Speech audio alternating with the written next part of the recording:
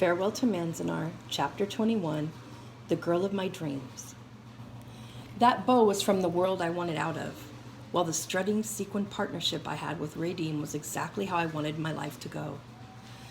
My path through the next 2 years can be traced by its relationship to hers. It was a classic situation. In many ways, we had started even. Poor whites from West Texas.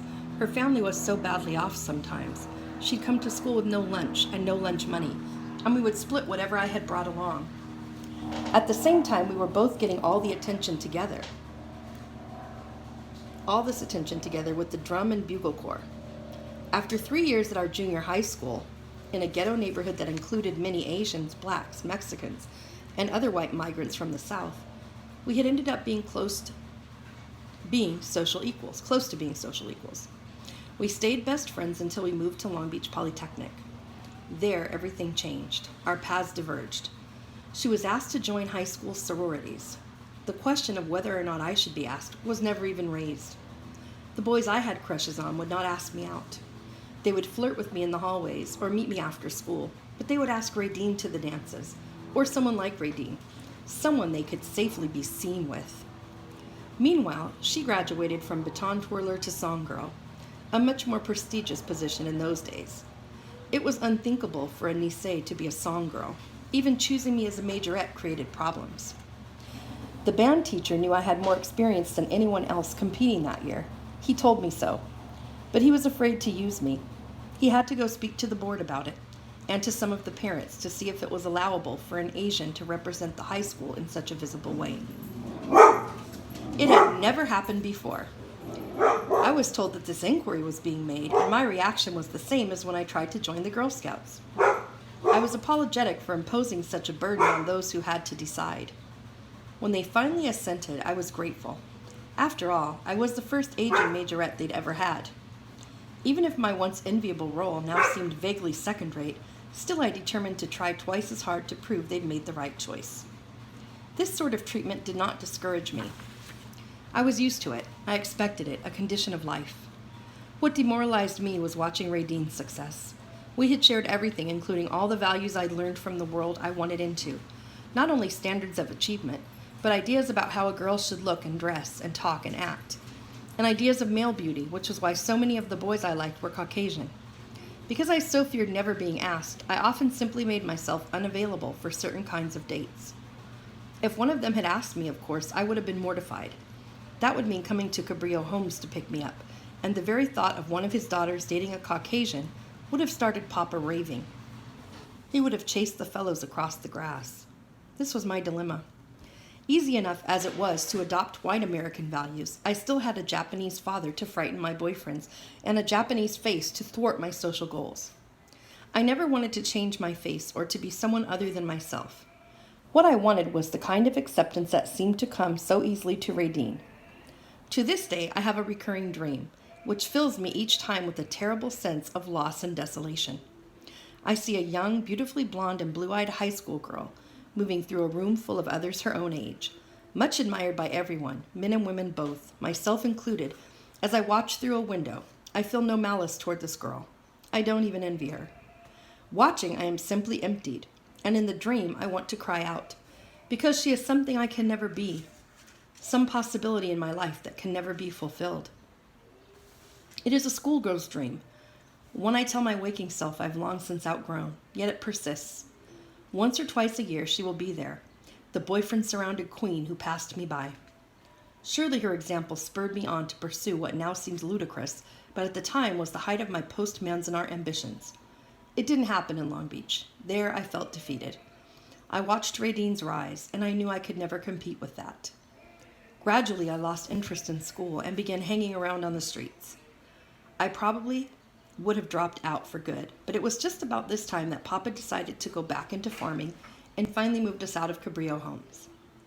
A few months earlier, he had almost killed himself on a combination of whiskey and some red wine made by an Italian drinking buddy of his. He had been tippling steadily for 2 days when he started vomiting blood from his mouth and nose. It sobered him up permanently. He never touched alcohol again.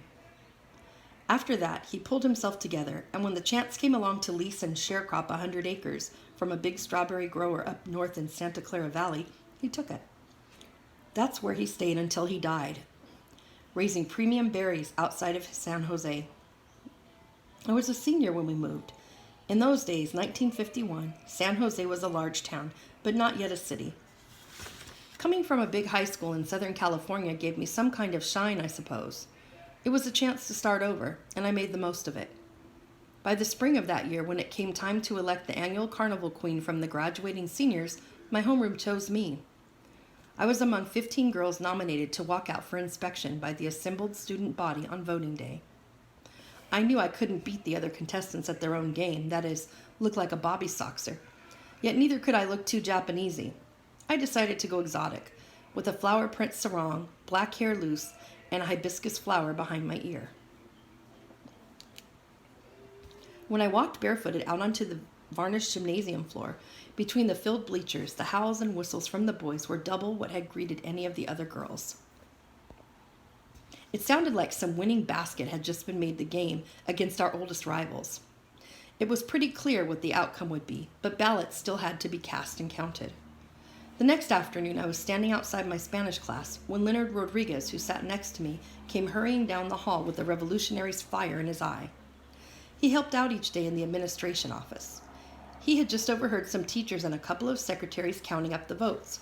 "They're trying to stuff the ballot box," he whispered loudly. "They're fudging on the tally. They're afraid to have a Japanese girl be queen. They've never had one before. They're afraid of what some of the parents will say."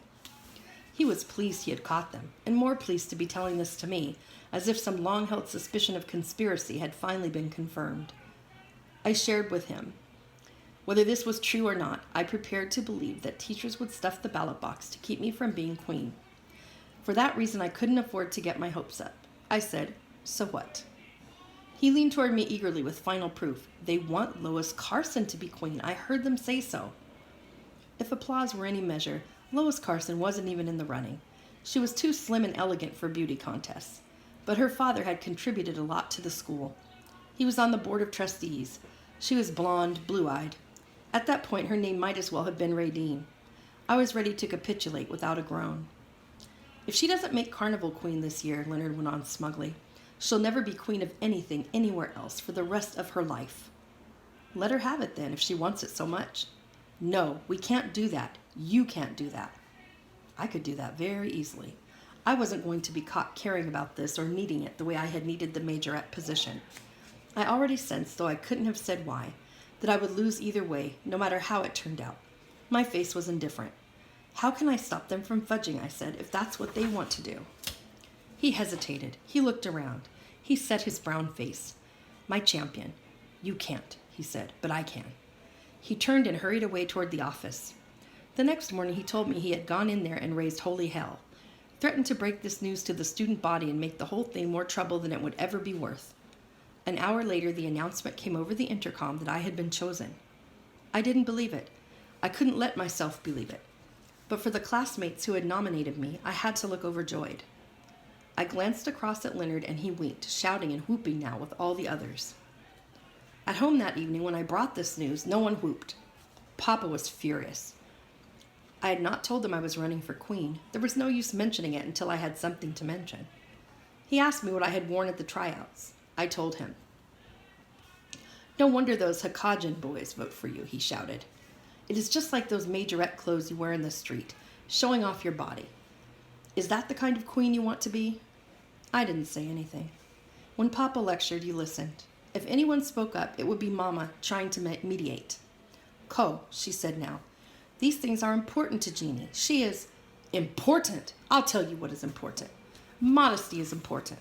A graceful body is important. You don't show your legs all the time. You don't walk around like this." He did an imitation of a girl's walk, with shoulders straight, an assertive stride, and lips pulled back in a baboon's grin. I started to laugh. "Don't laugh. This is not funny. You become this kind of woman, and what Japanese boy is going to marry you? Tell me that. You put on tight clothes and walk around like Jean Harlow, and the Hakajin boys make you the queen. And pretty soon you end up marrying a Hakajin boy." He broke off. He could think of no worse end result. He began to stomp back and forth across the floor, while Mama looked at me cautiously with a glance that said, "Be patient, wait him out. After he has spoken his piece, you and I can talk sensibly." He saw this and turned on her. "Hey, How come your daughter is 17 years old, and if you put a sack over her face, you couldn't tell she was Japanese from anybody else on the street?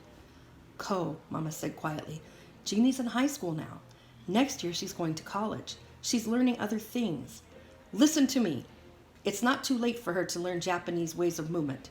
The Buddhist church in San Jose gives odori class twice a week. Jeannie, I want you to phone the teacher and tell her you are going to start taking lessons. Mama has kimonos you can wear. She can show you things too. She used to know all the dances. We have pictures somewhere. Mama, what happened to all those pictures? I had seen them. Photos of Mama when she lived in Spokane, 12 years old and her round face blanched with rice powder. I remember the afternoon I spent with the incomprehensible old geisha at Manzanar. Papa, I complained. Don't make faces. You want to be the carnival queen? I tell you what, I'll make a deal with you. You can be the queen if you start those odori lessons at the Buddhist church as soon as school is out. He stood there, hands on hips, glaring at me, and not at all satisfied with his ultimatum. It was far too late for odori classes to have any effect on me, and Papa knew this. But he owed it to himself to make one more show of resistance. When I signed up a few weeks later, I lasted about 10 lessons. The teacher herself sent me away. I smiled too much and couldn't break the habit. Like a majorette before the ever-shifting sidewalk crowd, I smiled during performances, and in Japanese dancing that is equivalent to a concert violinist walking on stage in a bathing suit.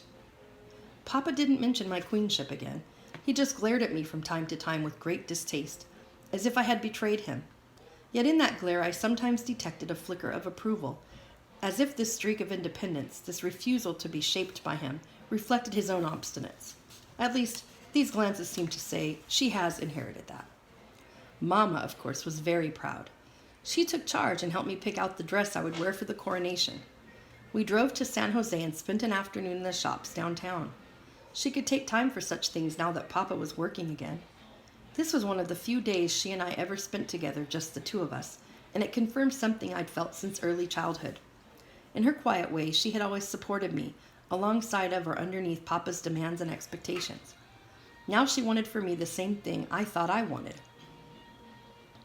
Acceptance, in her eyes, was simply another means for survival. Her support and Papa's resistance had one point in common. Too much exposure was unbecoming. All the other girls, my 4 attendants, were going strapless. Mama wouldn't allow this. By the time we finished shopping, I had begun to agree with her. When she picked out a frilly ball gown that covered almost everything and buried my legs under layers of ruffles, I thought it was absolutely right. I had used a low-cut sarong to win the contest, but once chosen, I would be a white-gowned figure out of Gone with the Wind. I would be respectable. On coronation night, the gym was lit like a church, with bleachers in half dark and a throne at one end, flooded brightly from the ceiling. The throne was made of plywood, its back shaped in a fleur-de-lis, all covered with purple taffeta that shone like oily water under moonlight. Bed sheets were spread to simulate a wide white carpet the length of the gym. From the throne to the door of the girls' locker room, where with my attendants, we waited for the PA system to give us our musical cue. Lois Carson, the trustee's daughter, was one of them. She wore a very expensive strapless gown and a huge orchid corsage. Her pool-brown shoulders glowed in the harsh bulb light above the lockers. "Oh, Jeannie," she had said as we took off our coats, "what a marvelous idea." I looked at her inquisitively. "The high neck," she explained, studying my dress. "You look so sedate, just perfect for a queen." As the other girls arrived, she made sure they all agreed with this. "Don't you wish you'd thought of it?" she would say. And then to me, during a silence she felt obliged to fill, "I just love Chinese food." The others exclaimed that they too loved Chinese food, and we talked about recipes and restaurants until the music faded in. "Girl of my dreams, I love you. Honest I do. You are so sweet." It swelled during the opening bars to cover all other sounds in the gym. I stepped out into the blue light that covered the first sheet, walking very slowly like you do at weddings, carrying against the white bodice of my gown a bouquet of pink carnations. A burst of applause resounded beneath the music, politely enthusiastic, followed by a steady murmur. The gym was packed and the lights were intense. Suddenly it was too hot out there. I imagined that they were all murmuring about my dress.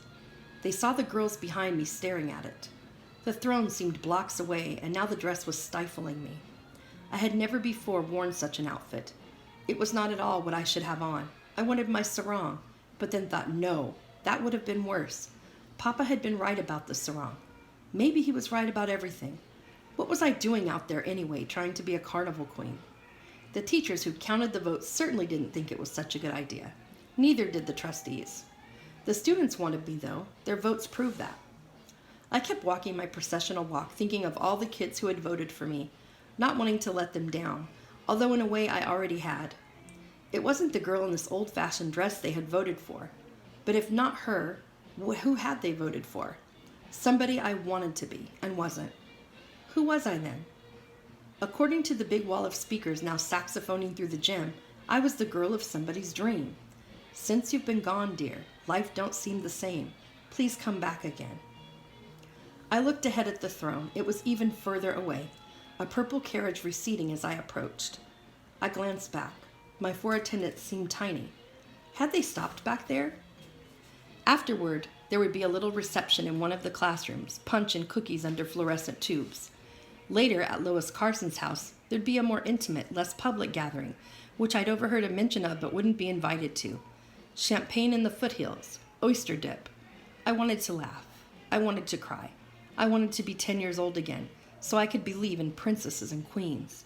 It was too late. Too late to be an Odori dancer for Papa. Too late to be this kind of heroine. I wanted the carnival to end so I could go somewhere private, climb out of my stuffy dress and cool off. But all eyes were on me. It was too late now not to follow this make-believe carpet to its plywood finale, and I did not yet know of any truer destination.